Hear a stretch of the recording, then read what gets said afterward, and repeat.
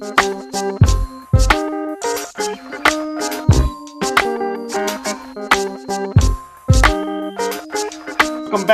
back. This is the Morning Smoke. It's your host, Mello Miller, with my co-host, The Truth _1987. Right now, we're starting our segment, The Shades of Excellence. This week, we're highlighting a movie that, in my opinion, took two actors in two totally different directions, and they were epic performances in this movie, in my opinion. This is a cultural phenomenon. I can't tell you how many times I've seen it. I can't tell you how many times my co-host has seen it. This has got replay value. It's excellent, and that's Django Unchained. Django. As he say, it's DJANGO, and the D is silent. The D is silent. Yes. So, listen. All I know is Jamie Foxx's performance in this was excellent. Yep. He gave us everything that we would want. Really, this is like a black superhero in this movie. He did feats. He had the courage. He had the ability, and it was natural. Yeah. The moment that you see, I mean, it just from jump, and he picked up a gun and hit dead on like he did. You know what I mean? Yeah. He's doing pistol play, and oh man, the producer in that is Tarantino. Come on now, Quentin Tarantino. Come on now. So look, yes, sir. The way that it was filmed, his special effects, his style was perfect. Yep. For the Django character. Yep. Now, the other actor that I'm gonna highlight in this, and this is it's not controversial for me. It's literally one of my most favorite characters of all time in movies. It's really up there, and that's Samuel L. Jackson. He reminds me so much of a person I know right now. Now look, Samuel L. Jackson. I have a question for you. Is there another role of his that put his acting ability on that level? Is this his top role from an acting perspective? To stretch? I don't know. I don't know, because I also put Pulp Fiction up there as well too. Another pairing with Quentin Tarantino. I think he played that role absolutely amazing. And I don't know. It's up there though, because it really jumped him up there for sure. Absolutely. I loved him in The Time to Kill, but he wasn't the star in that. But he had one of the more iconic, scenes. Yes, yeah. I hope he dies. I hope he burns in hell. You know what I mean? Like, I use that 2-3 times a week personally. That's true. That's true. That is true. Well, I also like him in, what's the one movie? What is it called? Is it called Lakeside Drive or something other? It had Kerry Washington in it. It had like somebody else, but it's basically him playing the neighbor. He was playing the neighbor, and he was basically because he didn't like the Kerry Washington was married to a Caucasian guy, but he didn't like them being married interracially or whatever. So he did little things to basically stir up their marriage, to the point where at the end of the movie, essentially, he was out to basically kill him, or whatever. So I thought that was a really good movie, because it had him in a different light as well too. Because I mean, in a lot of Samuel L. movies, I mean, he's played both good guy and bad guy, but I think he's played more good than bad. So definitely more good than bad. And none. So I really liked him in that too. Woo! So look, I'll say this, and this wasn't planned. He just can't keep Kerry Washington out of his mouth, folks. So he had to bring her up. She's also in this. She is Broomhilda. Listen. She was in that hot box, Fitz, and I know that you and Miss Washington, go back. How'd you feel when you seen her in that hot box, man? I was in the hot box too with her. That's how I felt. I mean, felt like I was in there with her. You know what I'm saying? You saying it was hot? You know what I'm saying? My boy Jamie Foxx came through the door at the end of the movie. Was like, hater troublemaker. I feel like him. You know what I'm saying? Troublemaker. Troublemaker. You know what I'm saying? Listen, Yeah, she's in it too. It was just a really good movie to me, and for me, because he played it so well, he sacrificed a lot for it. Yeah, Dr. King Schultz get a pass. He go ahead and get in the community as well. He getting a shout out yeah, because yeah, yeah, he played that role. He played that role amazing, and he was the mentor kind of yeah, yeah, for yeah, Django, and yeah. so an iconic character that definitely pushed the envelope was Leonardo DiCaprio. Um, He did great in that movie. I don't care what oh nobody man, say. He did amazing in that movie. listen, how many times have you heard, whether it's in your group of friends, whatever it may be, he's like, well, what he say? What he say? He said, Yeah. He said, at first you had my curiosity, but now you got my attention. yes, sir, yes, sir, yes, sir, yes, sir. Yes. Yep. Listen, Yep. that's also in the culture, man. That's also in the culture. We've taken that and owned it. So, uh, who's that up on that there? You know, Yeah, right. Yeah. Yeah. all I know is the movie is wonderful, man. If you Yeah. ain't seen it, Yeah. to give you a quick overlay, you gotta. It's the movie starts out with a group of slaves being transported, Mhm. and a dentist comes up and he's offering to buy a slave from these. I don't know what you call the folks that were transporting, or maybe slavers, whatnot. Yeah.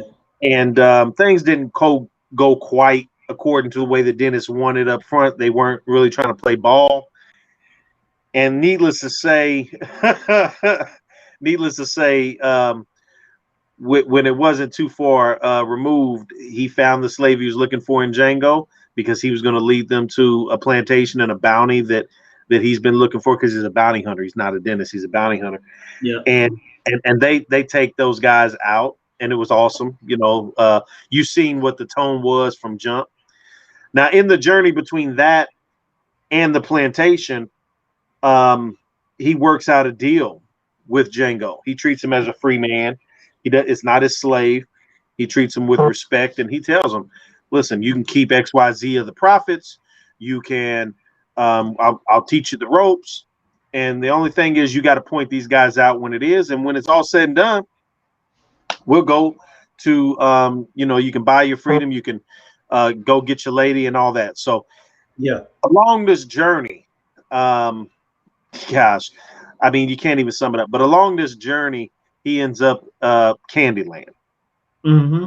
where because he gets the bounty of the guys that they originally set out for, but he ends up at Candyland because he's posing as what is it, a Mandingo, Yeah. uh, Mandingo. a scout or He was a whatnot, a scout basically talent for scout, Mandingo yeah. fights. Yeah. Yeah. Yeah. Yeah. And when you get on Candyland, you see. I cannot think of that guy's name, but he said, I ain't got it in me no more, boss. He said, I ain't got no more in me. He said, I paid for 5 fights. He said, that was $500. You know how much $500 is? he said, you gonna reimburse me? He's like, do you even know what reimburse means? Listen, so they go past the scene because that dude ended up being dog food, but they go past this scene, they end up over at the mansion. And here comes Samuel L. Jackson. It's the first time you get a hold of him. He coming down Man, off them stairs. And man, Django, because he's not a slave, he's a free man. right. He's on this horse. And he looks up, he said, whoa, whoa, whoa. Now, look, we're gonna keep it friendly. He Right, used the right. N-word. He said, who's that N-word up on that there? And they said, what? He said, I said. Hey, yes, So that was sir. great. They said, look, you're gonna have to, he's staying up in the big house. We need to get a room ready. He I'm said, the crazy. big house. He said, well, I mean, if you want to burn the sheets, the bed. So Hey, it was just really great, man. And it goes on and on. But overall, I tell you, black movie or not, this movie really is about a 9.5 out of 10 for me. yeah, it's up there for It, sure. it it covers it all. It covers from the romance to the action to the historical significance, and then the adventurous of, like I said, a superhero type character that Yeah, he does unbelievable feats. And and you get to root for this man throughout. And I really just enjoyed the movie, and I've watched it a lot. So I don't know what your take on it is, as far as where you rate it, and things of that nature. But it's a 9.5 for me. Yeah, I give it a quick take. Yeah, I would say it's up there too, 9.5, 10. I really enjoyed this movie. It was put together. I love Quentin Tarantino movies, just like his style of, producing and directing, whatever you want to call it. I love his movies, so it definitely was. I wasn't surprised how certain things happen in his movies because they happen a lot in those particular movies. So Jamie Foxx did excellent. Leonardo did excellent. Samuel played his role. I don't think the movie would have been what it was if there was no Samuel L. Jackson. I think it was just as much as Samuel L. needed for that movie as much as Jamie Foxx. I think it was just really put together. I love watching it. I love rewatching it. So I'll probably end up rewatching it again after this episode, most likely. So I love it. I love this movie. I thought of a forgotten scene. You didn't tell me what you're out of 10. What you give it? 9.5, 10. I say 9.5, 10. Okay, I got you. It's a scene, and then we're gonna close it out. You remember when they was going, the Ku Klux Klan members that got together, and they was getting close in on them when they were at camp. With them sheets. About middle way in the movie, and he said the wife had cut all the sacks for the eyes for the mask, and they said, "I can't see anything." He said, "What do you know? You don't need to see. What do you?" He said, "The horses is here to see." Listen, the guy said, "Well, you know what? Don't ask me and mine for anything." He took his sack and he left, and that would have been me. That would have been me. I would have just been so petty. My wife does spend all day cutting these masks. You ungrateful. That was a bit of perfect Quentin Tarantino, where he had comic relief. Yeah. The movie, it really was from just perfectly played, man. Just perfectly. Yeah. The timing was great. I don't think there was any wasted scenes in that movie. Not at all. I think everything fit together like it was supposed to. And that's So anyway, the black stars in this shined. And it was led by, like I said, in my opinion, Jamie Foxx is the star of it, and the second guy has to be Samuel L. So they definitely led this. So Shades of Excellent, sometimes we'll highlight a career, sometimes we'll highlight a movie, or like I said, a historical piece. We've covered it all here in the first few weeks, and I think I'm going to add something. You got a surprise here coming up, where it's not going to be a star that's 100 million miles away that you can't touch. You just see him on the screen. We're going to be real life people that they hold up what it means to strive for excellence. They're entrepreneurs, they're fathers, they're mothers, they're your next door neighbors that deal with the everyday stresses and challenges that we all face. And that is where excellence lies as well. So I don't want you to think that it had to be 150 years ago or in Hollywood, because excellence is within us all, and we're going to highlight some people, coming up soon that I see as a beacon to the community. So that's all I had for it. Did you want to close anything out with it? No, I agree. I'm looking forward to these segments because it shines lights on us that sometimes lights don't get shined on. So I love it. 100%. And we ran over a little bit, and we apologize, but sometimes this gets a little bit passionate, and this movie was just a great highlight of that. So we're going to take a break. We appreciate you being with us. Come back here in a few minutes, and we'll close this out with our last segment. Yep.